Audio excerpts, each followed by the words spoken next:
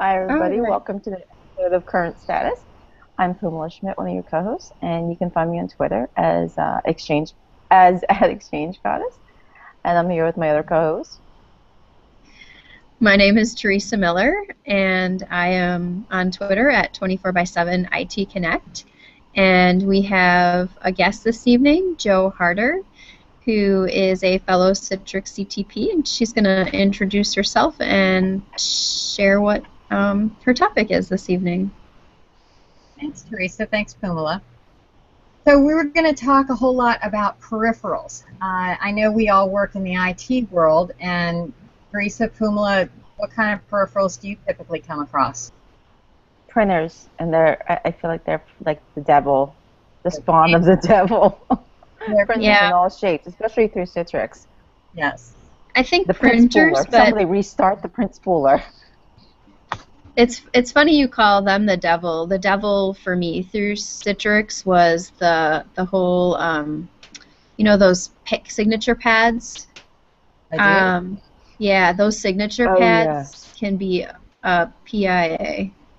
Okay, been there, done that. Actually, I wasn't going to talk about signature pads today, but being that you alluded to them, I spent a lot of time with signature pads over the last 6 months, specifically the Sinotech and Topaz devices. And yes, it is painful to get everything up and running.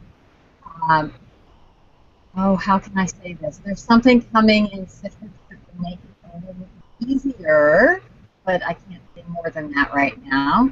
But in terms of the signature pads, because they have a virtual COM port in them, they'll have to go through and set up the login script to map the virtual COM port, and that's typically the most painful part. And I apologize, if I had known you had some issues with signature pads, I would have been a little bit more prepared to talk about that piece.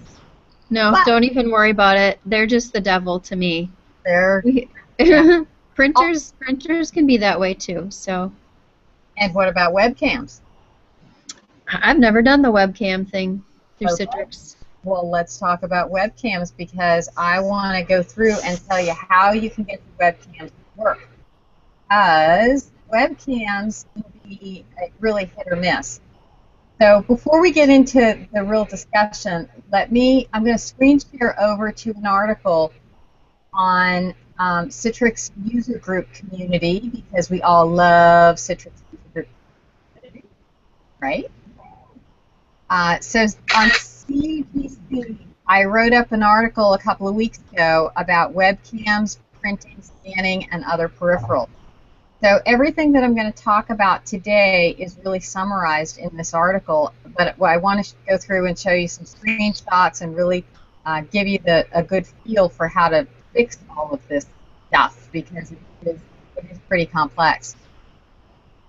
I'm sorry to cut you off. Does this also include like microphones, any type of audio equipment as well through Citrix environments? Because I know there's like a feature pack that you have to install that optimizes the audio experience. Yeah, there's basically all the peripherals. If you can plug it in, it falls under HDX. So I'm going to talk a little bit about how to set up everything, but absolutely the microphones, anything you can plug in. But I'm most prepared to talk about the webcams and printing and scanning because I think for a lot of people those are the devil, as you say, Puma. So in terms of HDX, so let me just first start off with one of the things that I think differentiates Citrix from other providers is what they have with HDX and how you can plug things in. So as you look, if you've got a lot of things you have to plug in, is just plain vanilla remote desktop going to be enough for you? Probably not. Are the competitive products going to be good for you? Probably not. You really have to. This is really an area where Citrix excels. And it's still pretty confusing. I'm not going to hide the fact that it's confusing. I've lived in peripheralville for a long time, and that's why I guess I'm a little bit more prepared to talk about that. So let me start off with webcams and how you can get them to work all the time. And and that's a pretty cool thing. So there's a tool from Microsoft called GraphEdit, and I'll show you what that looks like. You can download it from Softpedia. And I know I'm always hesitant to download things from other places, but it is part of the DirectX Media SDK, and then you can just download it from there. So I've already got it downloaded, and I want to show you exactly how you can find out if your peripherals are going to work. So let me just switch over here. So you pull up GraphEdit. It's just a little tiny utility, and you just click on this little blue toolbar, and then it's going to, let me just show you what that looks like. That's going to ask you which filters you want to insert. And in the article, I go through and I mention how you want the, let me go back to that, the video capture sources and WDM streaming capture devices. So you go over here, whoops. You go back over to GraphEdit. Close that. I've already got these open, and I went through and I select which of the devices that I want to take a look at. And all that you do is you go over to Capture, and you go to Pin Properties, and this will tell you about your video device, your webcam, and what you have in there. So the frame rate of 30 is fine, but you'll notice here there's two items, one for color space compression and one for output size. These are really, really, really important, and this will determine if your webcam will work, and if not, what you need to do to make it work. So let me just go back to the article and show you that piece of it. Your output size has to be either 352 by 288 or 320 by 240. So a lot of times people say, oh, webcams, they just don't work with Citrix, and that's because of this output size. So you can see here that the webcam, the Logitech that I'm using right now is 640 by 360, so that is not going to work in a Citrix environment as is. So what you have to do on that is you have to tweak the registry in order to force a different size, and I'll go through and I'll show you that in just a second. The other piece of this is the color space and compression. You'll notice this one is RGB 24. It just can't be MJPG, so you'll notice that that's an option. It doesn't default to that in this case, so we should be fine with this RGB 24 or the YUY2, but we'll keep what was the default. And that's all you need to do in terms of checking if your webcam is going to work. So it's just a matter of getting this handy-dandy little utility, downloading it. You just go through and you cancel out of here. You click on the little blue dot for the filter in order to pick your device. And then you pick your devices. You click capture, you right-click capture, you go to pin properties, you take a look at what it says. Hopefully it would work right out of the box, but a lot more of the webcams now give you a higher output size, so you're going to have to scale that back through the registry in order to make it work.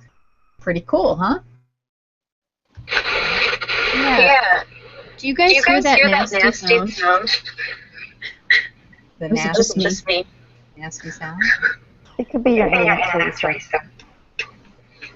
I think I'm having audio issues. Okay.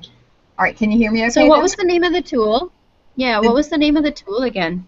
The tool is called GraphEdit, and again, it's in this article on CUGC. It's under blog, CTP blog, and the date on it is August 19th, so it was from a few weeks ago.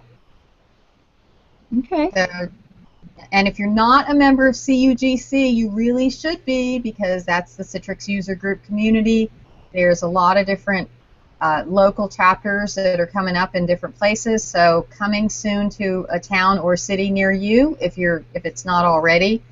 And you just go through, you create an account, and one of the great things about CUGC is you're not going to be bombarded by vendors and all kinds of stuff from vendors. If you want to opt in for anything, you can, but by default, you just don't get a lot of stuff thrown at you, which is pretty cool. So, thumbs up for CUGC. I agree. So, do you have any stories you can tell about peripheral challenges that you've had in the past? I mean, outside of, that was an awesome demo, but are there any lessons learned just more generically that can be shared with the audience? Well, I think that, as you read through, and I'll get into printing and scanning in just a second, but as you read through about webcams in particular in the different forums, everybody says, oh, webcams, they don't work. Well, they do work if you set them up properly. But let me just show you, there's a couple of articles that I mention in here, these two articles, and it walks you through exactly what you need to do to set up your webcam so that they do work with Citrix. So this one actually says it's for XenApp 6, but of course it does work with XenApp 6.5, and it's going to go through, let me find where it says. Is that for any version of Link? Because Office Communicators obviously Link now. Well, I'm sorry, it's Skype for Business. Yeah. It keeps changing. I don't know what the name is anymore. I think yeah, it's gone to what, 7, 8 identity changes now? Yeah, well, someday soon it'll get a real name. Yeah. But yeah, this is if you want to get your webcams to work with Link or Skype for Business or whatever version and name you call it. This is exactly how to do it. And what I mentioned about setting up the resolution is explained in this first article right here. You just go through and you set this reg key to that setting of 352 by 288, and voila, you will have a webcam that goes through your USB and that works with your different devices. Now, one thing that sometimes happens with your webcams is, depending on the application, sometimes your applications don't let go of it, so that if you go to use a webcam in a different app, you may say, well, wait a minute, I have it set to the right resolution, it doesn't work, and it may be that another application is just not letting go of it. So log off, try it again, and see if it's that there's an application issue. What's the quality like? Awesome. The video quality through Citrix.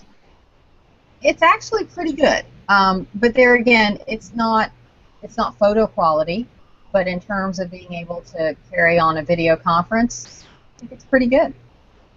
Would you say it's dependent upon the hardware that you have, the end user or the client hardware, or maybe the host itself, or is it a combination, and then also the network that you're traversing through? More so the network.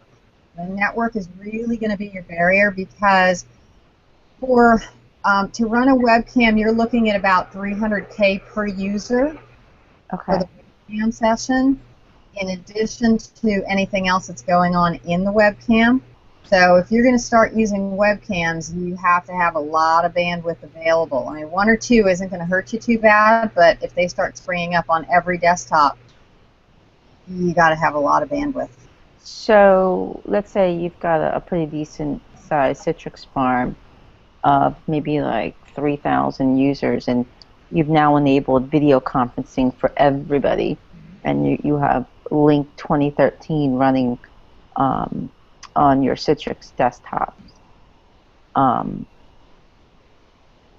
Would you say video quality would be okay, or do you see that being an issue with everybody, where they're all of a sudden go, hey, look at me? And, all their meetings just become video enabled. Yeah, if you've got 3,000 users, chances are you are going to have bandwidth issues. And there again, it depends on what size of pipes that you have in place already.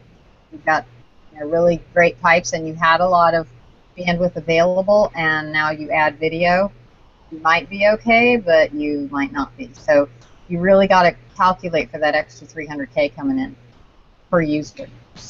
So do you think that would QoS be beneficial in that type of design as well? QoS within the VM itself or QoS within the network? QoS network. Or both? Well, the problem with QoS is it just means something is more important than something else. So something has to suffer somewhere, and you've got to make a business decision and a technical decision as to what you want to highlight and how important the video conferencing is. So it's my understanding with like the Skype for Business or the Link deployments that the best practice is to use some form of QoS, I guess. I'm just curious how that could still benefit the Citrix environment. Probably be about the same, wouldn't it? Well, it depends on how much bandwidth you've got available, what else you're running on your network. I mean, that all goes back to the network. Yeah. It's always the network's fault. Always the network. Blame it on the network. Blame it on the It's network. always the network or DNS. Yeah. Right. Well, Active Directory is right in there too. It's always AD. Yeah, but I think it's more of a DNS problem now. I think lately DNS has just been like hell for me. I'd say the past month it's been DNS hell. Yeah, I hate DNS. Everything that I work on revolves around DNS or the network. And every day I just want to like bash some heads, but you know, we're going off topic now. I mean, bashing heads. At least in your case, it sounds like it's a proven point. I've just been in so many situations where it's either the network or AD's fault. Like, I don't know. Anyways. This one we'll blame on the network. Yeah, we don't need network people on right now, so yeah, we can blame it on the network all we want. It's always the network's fault. So there's... So we get Denise on the network, Denise Fishburne. Yeah. Yeah, I'm not sure she'll like that too much. It's always the network's fault. There's a second article that I reference in that article as well when your webcams aren't working. And again, just something else to take a look at. Maybe some reg keys to check, but essentially the same thing. Just make sure that you've got the resolution correct. Okay, we've bashed webcams. Let's go over to printing. Has that gotten any better? Because I know, you know, back in the former life when I helped out, and I say helped out with the many Citrix farms that we had, printers were just like, it was just like hell. And we actually, one of the engineers, actually Exchange admin, was also a Citrix admin. He created this app, basically an executable using AutoIT to restart the print spooler in our Citrix farm, and he placed it in a special area so our help desk can use it whenever we had tickets come in and, you know, the printer wasn't working, and it would just restart the print spooler across the farms. And that was what, in 2008, 2009. Has that gotten any better, or is it still like a living nightmare? Unfortunately, your print spool, as long as there are printer drivers, you're going to have occasions where your print spooler causes problems. But, well, a couple things that you can do on the print spooler, because most of the time when your print spooler has to restart, it's because of your printer drivers causing an issue. Oh yeah, of course. And it's always, you know, your random weird printers that just happen to just take a dump. Yeah. Like printers always take a dump. Right. These things happen. So on the printer driver piece, you've got a couple of different options. One is looking at third-party options, whether it's Triceret, whether it's Uniprint, ThinPrint. Those are really the big three, because what they do is they make it so that you don't have to install the printer drivers on the XenApp servers. And that's really a big deal, because your printer drivers, especially as they self-update, and then you don't know what has updated and you don't know what changed from yesterday to today, that can be a really big problem, and that can be why your print spooler gets stuck. So the third-party products are definitely a whole lot better for that reason. But if you use Citrix UPD, it's pretty good. You can use Citrix Universal Print Server. That's also a pretty good option that's been available since XenApp 6.5. But so printing, there's, oh God, I can talk about printing for hours. I probably could too. I'm holding back here because you're a guest. That's scary. That's just scary. That's awful. Oh, I have a whole series of printer tips. Anyways, on my blog. But okay, Joe, go ahead. Yeah, and it's about 2 years ago I did a session at Bri Forum on printing, and it was actually really well received. I went all the way into the registry keys, what printer, what maps where, what can get stuck where, and what then causes a lot of problems.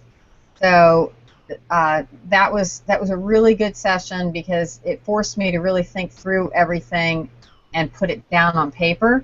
So I really enjoyed that. So maybe someday soon I'll do a session like that again at Bri Forum. But one of the things that I found that was really cool about printing that I wanted to talk about is when you have to map some printers, and if you use the group the GPP to map your printers for you, sometimes it's great because it maps them just fine, but sometimes when you go to change them or delete them, it doesn't let go. It just says mine, and it will not let go of those printers out of the registry. So one of the things that I found is if you use the GPP for registry, and you map the printers for the user and force them into the registry, because you can always clean them up this way. You can also use this in the reverse, that if you map via the GPP printer item and it won't delete, then you can use the GPP registry in order to knock them out. So I know that sounds pretty complicated at first, but it's really not. So what this looks like, and I apologize that on the screen it didn't come out too well, but I'll show you what it looks like on mapping it into the registry.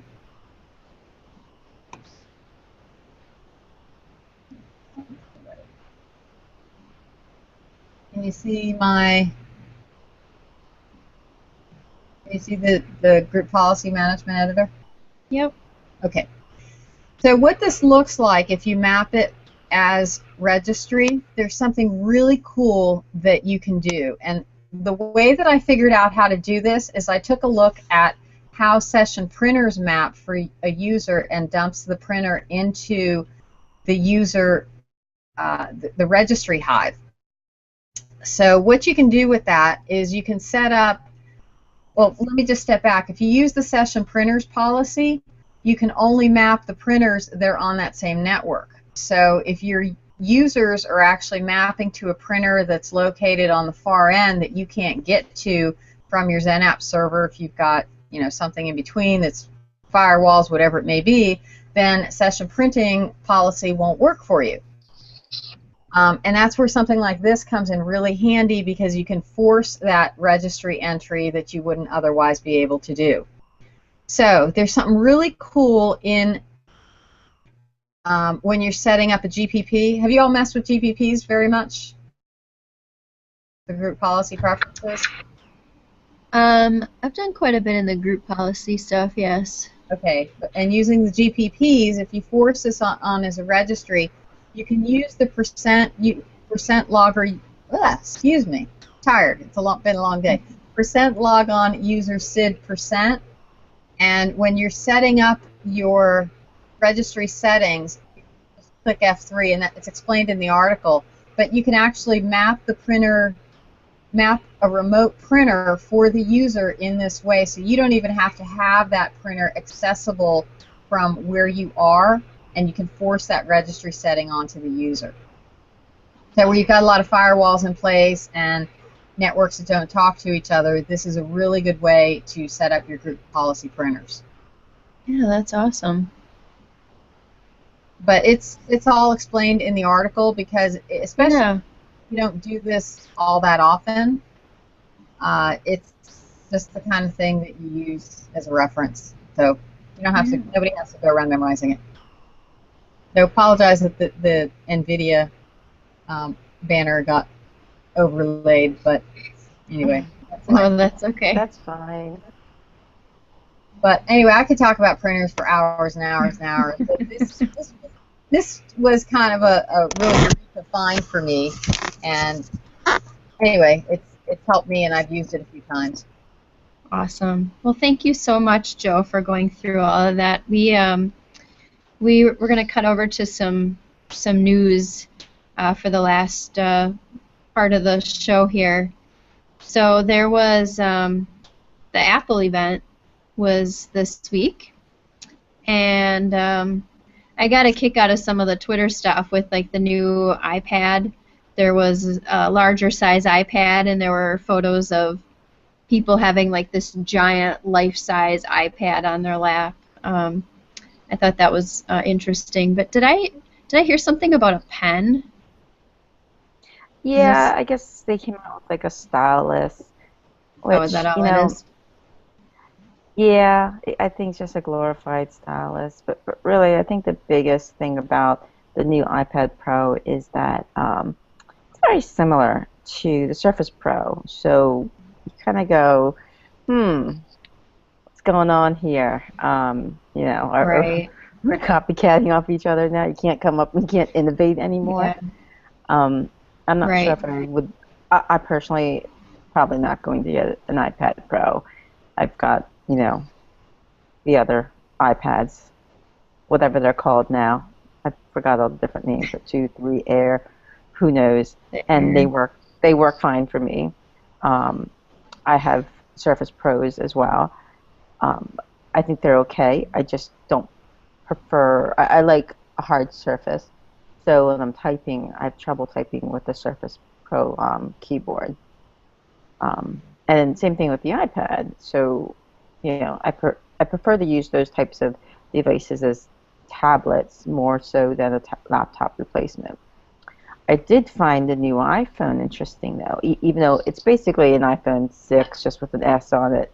Right. New rear-facing camera, which I do like. But I like the new color, the rose gold. I thought that was perfect for me. I was like, oh, I need to get one of those. But other than that, I really don't see anything fascinating that really says, okay, I'm going to run out and I need to get the new 6S.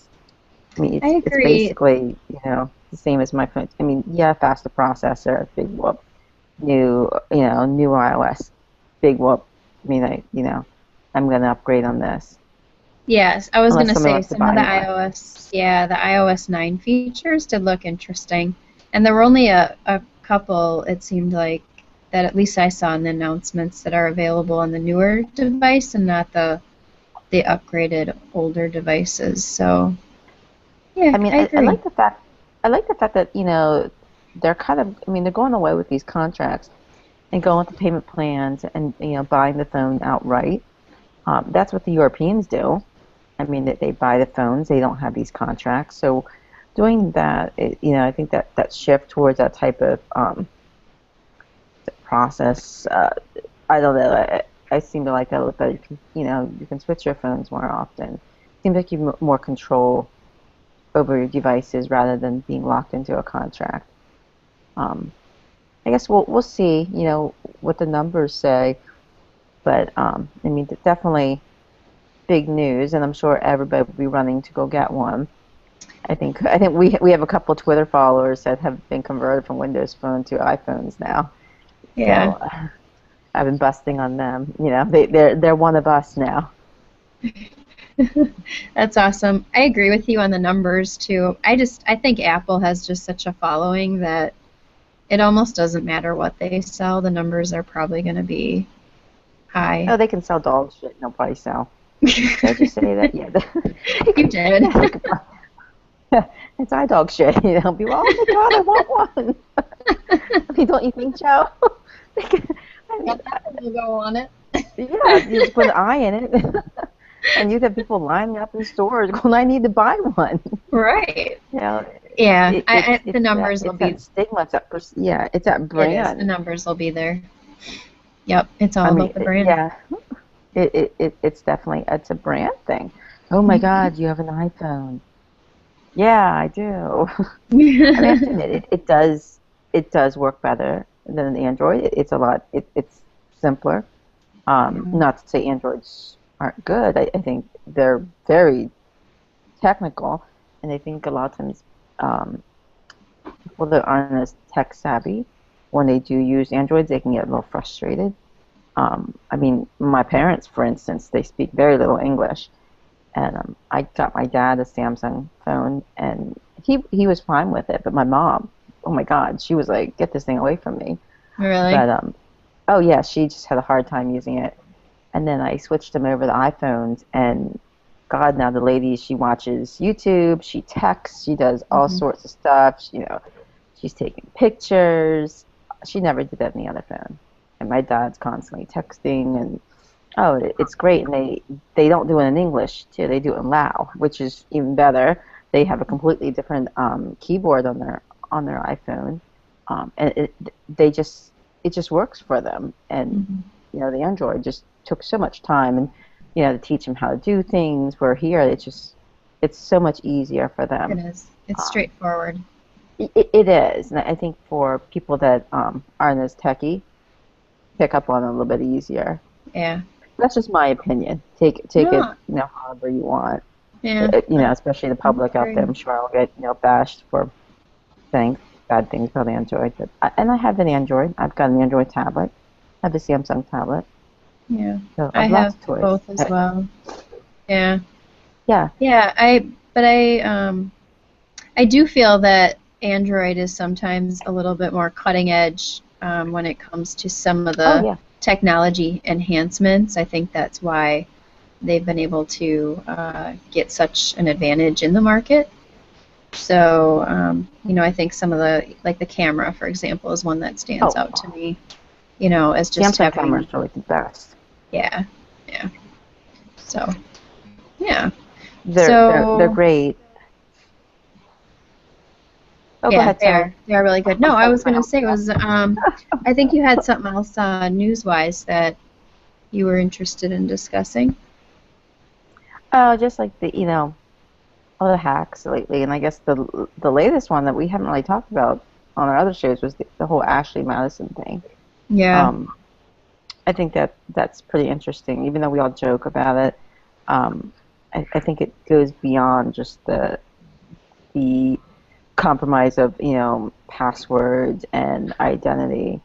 Um, but we're hearing reports of committing suicide, and it's going to ruin marriages. I think it's going to affect more things other than someone's credit history. right. It's very It, personal.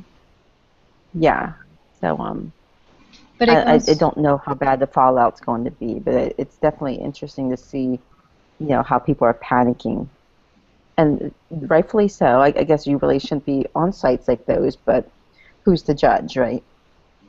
Um, it's just interesting to see the fallout and where things are going with it. yeah, and it will be a matter of time.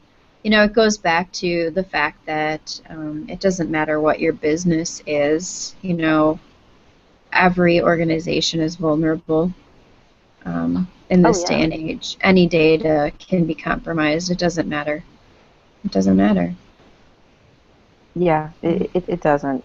You're always at risk, Mm-hmm. for some type of attack. I think companies that say they're secure and they're hardened, I just don't believe that everyone's always at risk, whether it's external risk or even internally. I mean, you can have employees expose your data, and that's probably more concerning than external threats, in my opinion. I think the internal threats are far worse because they know all your secrets and they know where to get them. They know where all the skeletons are hidden, so they can expose you. And that's where compliance training and just trusting in the right people within your organization, and Well, I also don't even understanding that think you're never safe.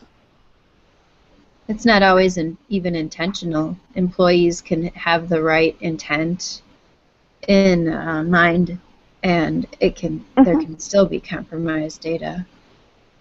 Oh my So, God! Well, look at Anthem. right, You know, and the way that attack happened, you know, they said it was this sophisticated attack when really it wasn't sophisticated.